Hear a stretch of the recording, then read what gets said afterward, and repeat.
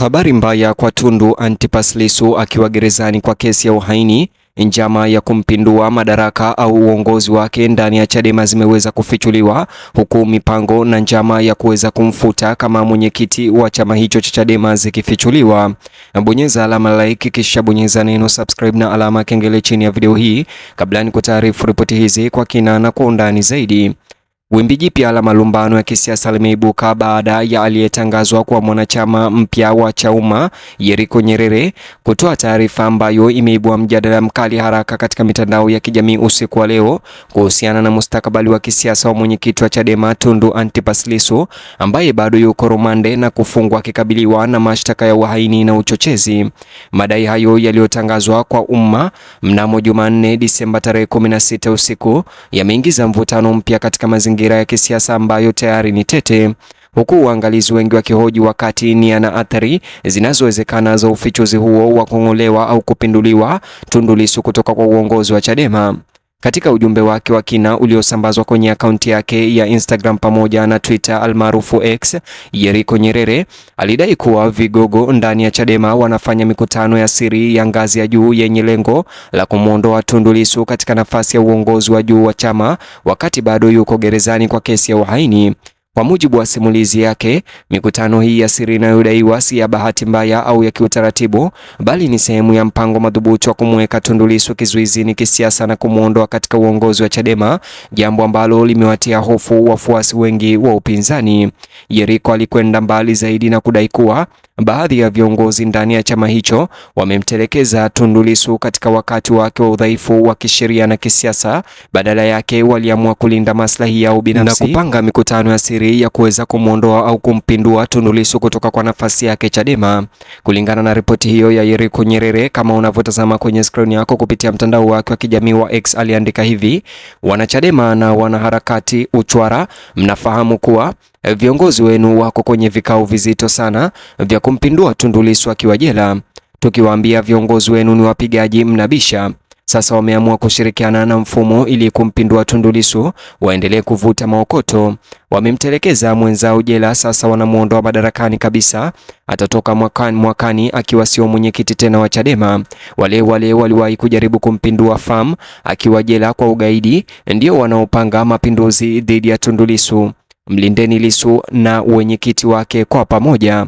Mtazamaji alipendekeza kuwa watu hao wanadaiwa kushirikiana na kile alichokitaja kuwa mfumo ili kulinda fursa yao ya kupata manufaa ya kimapato ya kisiasa na kimwili, hata ikimaanisha kumweka kando mwenyekiti wao aliyefungwa Tundu Lissu. Kauli hiyo ilitoa taswira ya usaliti wa ndani kwa ndani, ambapo Yeriko Nyerere alidai kwamba watu hao ambao sasa wanatuhumiwa kupanga njama dhidi ya Tundu Lissu ni watu ambao siku za nyuma walijaribu kuwadhoofisha viongozi wengine wa upinzani wakiwa kizuizini.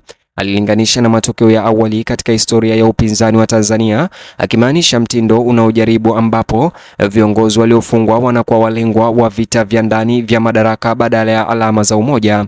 Kwa mujibu wa maelezo ya Yeriko Nyerere, mpango huo unaodaiwa ungesababisha Tundu Lissu kuondolewa uwenyekiti kabla au hata muda mfupi baada ya kuachiwa huru, huku taratibu za ndani zikiwa tayari zimepangwa kimya kimya ili kuhakikisha mabadiliko ya uongozi yanafanyika bila upinzani.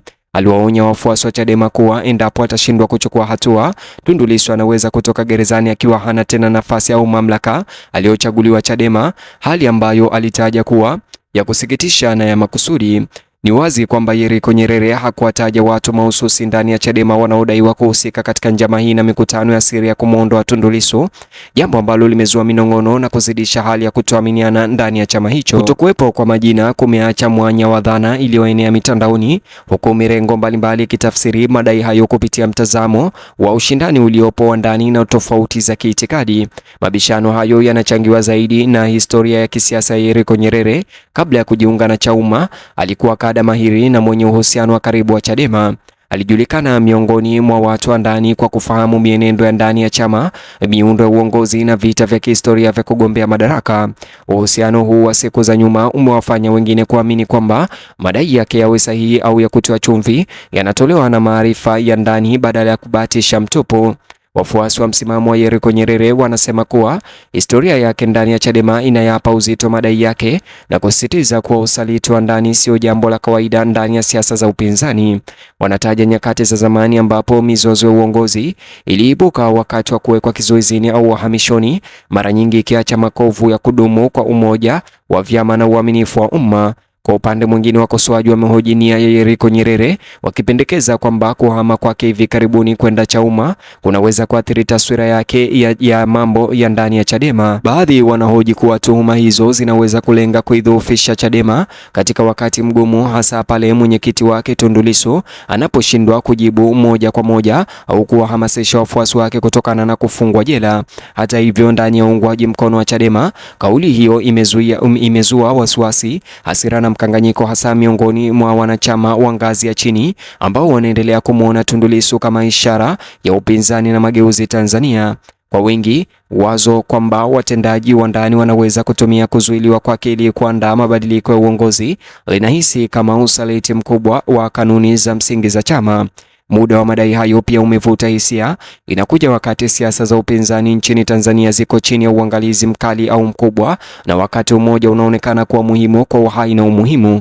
Wachambuzi wanaona kuwa hata madai ambayo hayajathibitishwa mapinduzi ya ndani yanaweza kusababisha uharibifu wa kudumu kwa kuondoa uaminifu kati ya viongozi na wafuasi.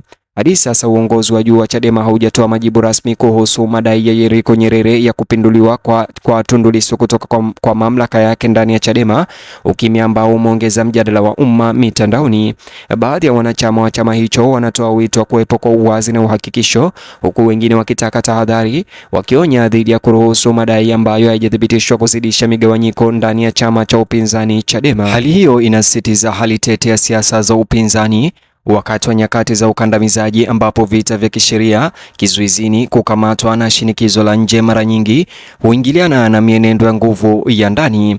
Hata hivyo, kuendelea kufungwa kwa Tundu Lissu kwa kosa la uhaini huku kesi yake ikiendelea kumemwondoa katika usimamizi wa kila siku wa chama hicho Chadema, na hivyo kutengeneza ombwe ambalo linaweza kuwa uwanja wa vita vya kushindania nafasi yake.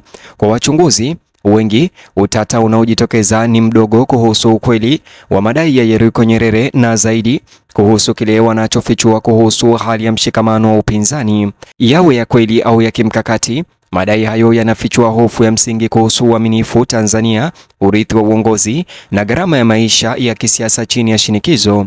Wakati mjadala huo ukiendelea mitandaoni na ndani ya duru za kisiasa, angalizo limebakia kuwa iwapo Chadema itashughulikia suala hilo moja kwa moja na jinsi gani italinda umoja wa ndani huku mwenyekiti wake akibaki rumande. Wiki zijazo huenda zikawa muhimu katika kubainisha iwapo mabishano haya yatafifia kama kelele za mitandao ya kijamii au yanabadilika na kuwa mgogoro wa ndani. Hatimaye madai ya Yeriko Nyerere yameongeza safu nyingine ya utata katika wakati ambao tayari ulikuwa na mvutano wa kisiasa na kuwalazimu wafuasi wa Chadema kukabiliana na maswali yasiyofurahisha kuhusu uaminifu, uongozi na mshikamano, huku Tundu Lissu akiwa bado gerezani na hawezi kujisemea mwenyewe. Simulizi kuhusu hatima yake kisiasa inaendelea kutengenezwa na watu wengine na kufanya kipindi hiki kuwa moja matokeo nyeti na matokeo yake kwa upinzani katika miezi ya hivi karibuni. Mtazamaji, ningependa kusikia maoni yako kuhusiana na swala hili. Je, unadhani ni sawa kwa Tundu Lissu kuondolewa uongozi ndani ya Chadema kwa sababu tu yuko gerezani na ana kesi ya uhaini? Vilevile mtazamaji, bonyeza alama like kisha bonyeza neno subscribe na alama kengele chini ya video hii, alafu gusa kiboksi hicho kwenye screen yako. Ukifanya hivyo kitaweza kukuelekeza katika video ama taarifa zetu mpya.